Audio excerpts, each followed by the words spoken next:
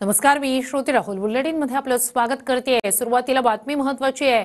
ज्यांची 1978 पासून गद्दारीची पार्श्वभूमी आहे ते आम्हाला गद्दार म्हणतात असं म्हणत धनंजय मुंडे यांनी थेट शरद पवारांवर टीका केली आहे। समोरासमोर बसायचं असेल तर माझी तयारी असंही धनंजय मुंडे म्हणाले।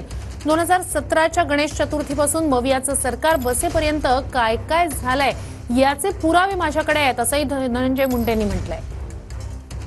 78 पासून संबंध राजकीय जीवन कारकीर्द ही फक्त विश्वासघातकाची आणि गद्दारीची राहिली आहे।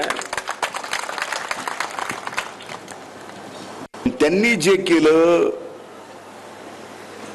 ती गद्दारी नाही आणि त्यांच्या सांगण्यावरून दासहित आम्ही सगळ्यांनी केलं की आम्ही गद्दार म्हणजे समजून घ्या काय। 2017च्या गणेश चतुर्थीच्या तिथीला काय झालं दिल्लीत तिथपासून ते दादांच्या शपथविधीपासून महाविकास आघाडीचं सरकार येण्यापासून ते सगळं आणि साधा सुद्धा नाही पुराव्यानिशी आम्हाला गद्दार म्हणू नका।